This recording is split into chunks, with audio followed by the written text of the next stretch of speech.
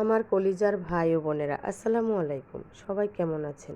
আলহামদুলিল্লাহ, আমিও ভালো আছি। আজকে আপনাদের সাথে একটি অনেক পুরনো রেসিপি শেয়ার করব। এটি আমাদের শৈশবের একটি উল্লেখযোগ্য পিঠা। এই পিঠা অনেকে সেমাই পিঠা বলে, কেউ বলে দুধ সেমাই, কেউ বলে সিমুই পিঠা।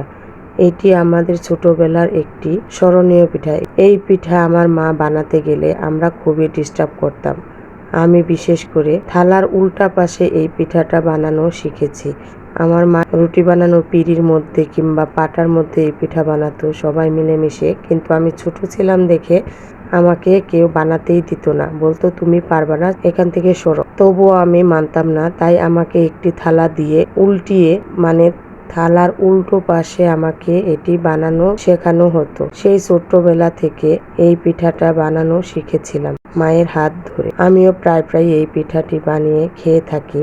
আর এটি খেতে অনেক মজা, অনেক কষ্ট যেহেতু, আর যেই কাজটি বেশি কষ্টের হয় সেই কাজটি অনেক সুন্দর হয়। এই রেসিপিটি করতে গেলে আমার পুরনো দিনের অনেক স্মৃতি মনে পড়ে যায়। তাই আজ মনে হলো যে এই পুরনো দিনের রেসিপিটা আমার সন্তানদের বানিয়ে খাওয়াই। আধুনিক জীবনে এসে এই পিঠা এখন আর কেউ খায় না। এত কষ্ট করে হাতে কেটে এই সেমাই আর কেউ বানায় না।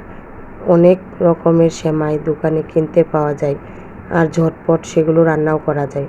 তাই আমরা সহজেই যে জিনিসটা পাই সেটি বানিয়ে ফেলি। আজ মনে হলো এই রেসিপিটি রান্না করি। আমি যেহেতু আমার ছোট বাচ্চাটাকে এটি খাওয়াবো, তাই আমি চিনির পরিবর্তে মিশ্রি ব্যবহার করেছি। আপনারা চিনি অথবা গুঁড়ো ব্যবহার করতে পারেন, আর এটা যার যার পছন্দ অনুযায়ী মিষ্টিটা দিতে পারেন। যে হালকা মিষ্টি খায় সে হালকা মিষ্টি চিনি বা গুড় দিবেন, আর যারা কড়া মিষ্টি খান তারা পরিমাণে বাড়িয়ে দিবেন। সামান্য লবণ দিলে মিষ্টির মধ্যে কম্বিনেশনটা অনেক ভালো আসে। এই তো দুধটা আগে থেকে ভালো করে জাল দিয়ে ঘন করে তারপর আমি মিশ্রি দিয়ে ছোটো এলাচ, তেজপাতা, লবঙ্গ দিয়ে দিলাম। এগুলো দিলে পিঠার ফ্লেভারটা অনেক ভালো আসে। তারপর আস্তে আস্তে সেমাইগুলো দিয়ে নাড়াচাড়া দিতে হবে, যাতে সেমাই ভেঙে না যায়। আবার নাড়া না দিলেও আবার নিচে লেগে যাবে। আমার সেমাই পিঠা প্রায় হয়ে গেছে। দেখতেই পাচ্ছেন কতটা লোভনীয় হয়েছে।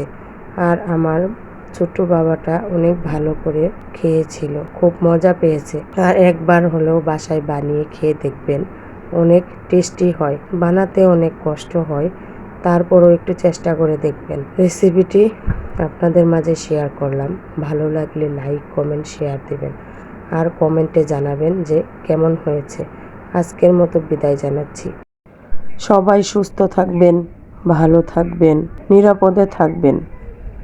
সবাইকে আবারও ধন্যবাদ জানাচ্ছি। আল্লাহ হাফেজ।